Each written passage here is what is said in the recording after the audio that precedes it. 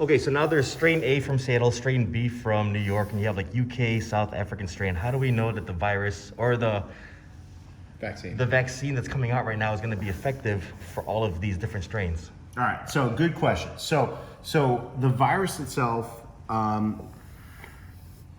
is all right. So the virus itself is a membrane. It has a membrane that looks for all the world like your cell membranes. Okay, so it's a lipid bilayer. It's like a bubble. It's like an oil bubble, and on the outside of it is this protein called spike. Okay, spike protein, S protein, right? And so it sits out here all around all around the virus. Okay, so this particular protein, the spike protein, is responsible for binding to a protein on your cell called ACE2. Okay, this is the receptor, and this protein, the spike protein, binds to ACE2, and that allows the virus into your cell. Okay, so that's how it works. That's just every virus has a receptor and allows it to get into the cells. Just the nature of the beast. So, but spike protein is the thing that's sticking off the virus. So this is what your immune system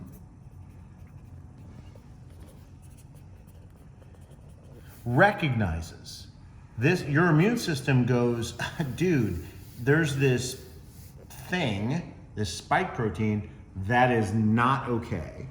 And your immune system mounts an immune response, primarily to the spike protein. Okay, so now I want to make a vaccine. I want to make a vaccine that's going to kill this virus. What do I make that vaccine to? I make that vaccine to the spike protein because that is what my immune system sees. So if I inject you with spike protein, your body will first of all, your body will recognize that as foreign and mount an immune response. But spike protein by itself doesn't cause disease, right? So if I inject you with spike protein, your body will recognize it, mount an immune response, and now if you do get the virus itself, you're already vaccinated. Your immune system is ready to go, and it kills the virus, and you're done, right? So the spike protein is what we call the major antigenic determinant, meaning it is the thing your immune system sees, is the major thing your immune system sees. Can you repeat that one more time? So the spike protein is the major antigenic determinant, meaning it is what your immune system is going to see, right? There's other proteins in here, there's other stuff inside the virus that doesn't really matter. Your immune system, 99.99% of the time, sees the spike protein. And so that's what it mounts an immune response to. That is what is foreign. That's what we got to kill, right? That's what we got to kill is the immune system.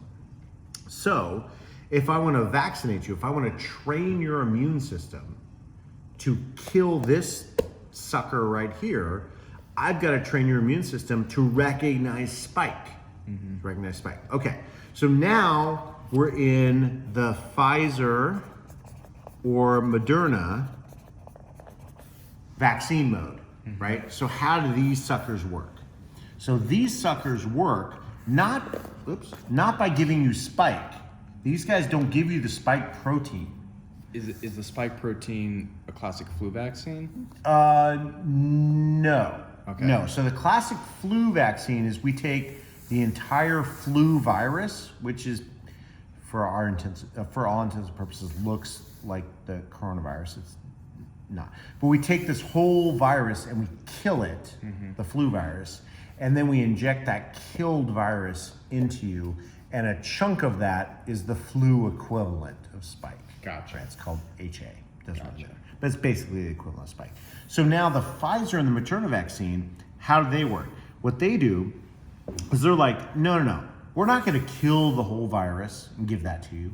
I'm not even going to give you spike. I'm not even going to do that. Nah, that's pedestrian. Instead, what I'm going to do is I'm going to take this whole spike protein here, and I'm going to chop off a chunk of it, this chunk, and I'm not even going to take that chunk and give it to you. I'm going to take the instructions, the messenger RNA, the basically the blueprints of making this chunk of spike. I'm going to give this to you. And what this sucker is going to do, what this molecule right here is going to do, is it's going to get into your muscle cell, right? It's going to get into your muscle cell when I inject it into your arm. It's going to get into your muscle cell, and it's going to cause your muscle cell to make a portion of the spike protein, right? Because your muscle cell is stupid. It doesn't know anything. It's a computer. And this mRNA is a piece of software. And if I take this mRNA, which makes this portion of the spike, I take this little piece of program and I stick it into the muscle cell computer. That muscle cell computer is going to make that portion of spike. And then your immune system is going to go, dude, that's not normal. That's not me. That's foreign. I need to make an immune response to spike, to this thing. And now I'm going to be primed and ready to go. So when the real virus comes in, your immune system is already trained. It's already prepped and ready to go. And then it spike destroys it. is present in every single one of the strains? Yes. Good question. So that spike is present in every single one of the strains. However, you can have very tiny little mutations in spike which might change the instructions in the mRNA of the vaccine, which changes how your muscles express spike, which changes how your immune system recognizes it. So, for example, New York, Washington may be strain A, New York may be strain B, UK may be strain C, South Africa may be strain D. So this mRNA here may be for strain A, which means your immune system is recognizing strain A. Maybe strain A is close enough to strain B and C that it will recognize them, but maybe it's not close enough to strain D, right? It all depends on the mutations between A, B, C, and D and where they fall on this spike protein and how your immune system recognizes those changes. So if, for example, we have a vaccine that recognizes correctly A, B, and C, but doesn't recognize D, then D is what we call an escape mutant. Okay, D is now a vaccine escape mutant, which means that D is not efficiently recognized by the vaccine, the current vaccine, and will not give you, if you get vaccinated with this, it'll protect, if you get vaccinated with A, it'll protect you against A, B, and C, but it won't protect you against D efficiently. And so now what we have to do is we now have to have a different version of the vaccine. So we have to take this piece of software, this mRNA here, we have to change some portions of it so that it now also recognizes strain D. And now hopefully it'll work. Or maybe we have to have a mixture of ones that are A and D to protect us against A, B, C, and D, for example, right? And that's where we are with flu. Every year we have to get a new flu vaccine because it changes every year. And are we going to be in the same boat with coronavirus? Maybe we might. So that every year we might have to get a new coronavirus vaccine, just like we have to get a new flu vaccine. We don't know yet. We just don't know. Can they be mixed? Potentially, yes. So, for example, for flu, we do a flu A that's an H1N1 and H3N2, and that's an A H1N1 and A H3N2, a B Yamagata, and a B Victoria. Right. So these are the types of flus that we get. We can't mix more than 4 because you have to put a certain amount of protein, essentially spike protein, into each one of these. If you put too little in, then you don't get an immune response. So you gotta pump enough of it into people. So we end up with 1, 2, 3, 4 for flu. Can we do that with coronavirus? Yeah, sure. We can do the same kind of deal where we mix an A, B, C, and a D, for example, into the coronavirus vaccine. That's certainly possible.